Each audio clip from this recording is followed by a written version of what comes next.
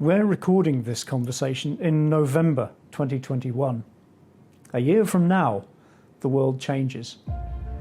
The implementation of ISO 20022 to replace MT as the language of global payments is really going to shake things up. It's a difficult transition involving everybody involved in the payments chain, from payments operations people, product management, right the way through to the people who provide and maintain and operate the systems and technology that we use. A lot has been written about ISO 20022 as a theoretical benefit, but the conversations about ISO 20022 have been rather quieter. Biju from Fiorano Software and I, Andrew Muir from Nth Exception, have enjoyed many conversations about ISO 20022 implementation over the last few months, and we thought it would be a good idea perhaps to publish some of these conversations so that you were able to join in. We hope very much to participate in those chats and to develop them further as we investigate more layers of detail under the complex but wonderful world of ISO 20022 implementation. We really hope you enjoy it. Let's start with the tools. Considering where I'm coming from, it's probably easier.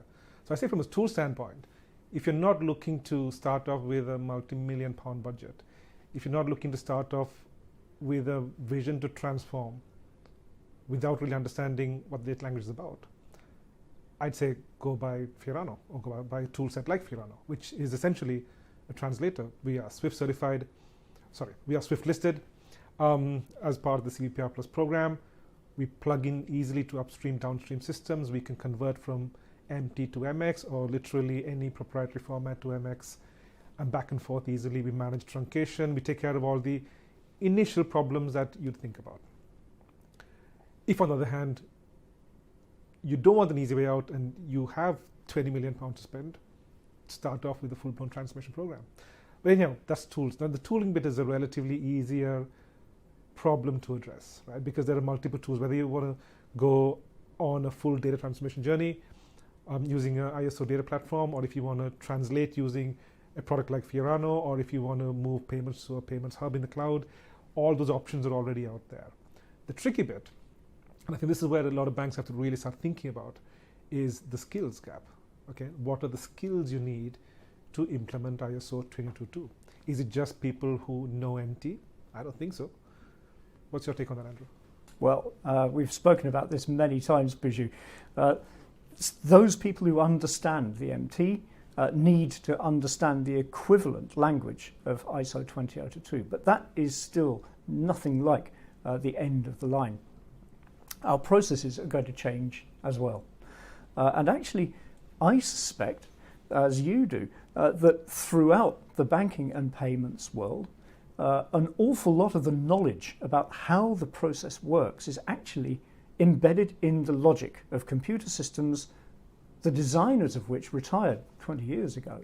So actually, even in an average bank, the number of people who could correctly describe not only the process of today of correspondent banking and map that onto the processes of tomorrow of doing correspondent banking over ISO 20022 over multiple channels is probably much smaller than people think it is. Add to that that, as you said, we're all going to be using different and enhanced tooling and tool sets to cope with this multi-channel world and this new language, and actually just understanding where it is that insight, data, a payment, a process, the definition of a customer relationship might exist in that multi-channel, multi-tool world itself requires a fairly advanced knowledge about exactly how this architecture is designed to work. So I think, honestly, banks have quite some challenges to figure out in terms of how all of those people, especially in payment operations, are going to be brought up to speed with how the entirety of the business system for which they're responsible is going to work.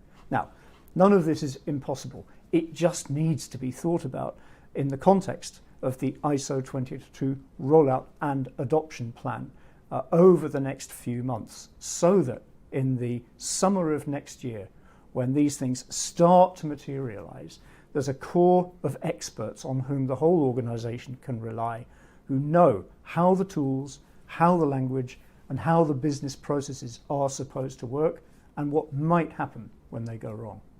Absolutely. No, awesome. I really absolutely agree with that, because the tools can help easily, and there are a bunch of tools available, but the problem is going to be on those skill sets. I think what we ought to speak about next is what the minimum is that a bank can get away with in terms of preparation for ISO 20022.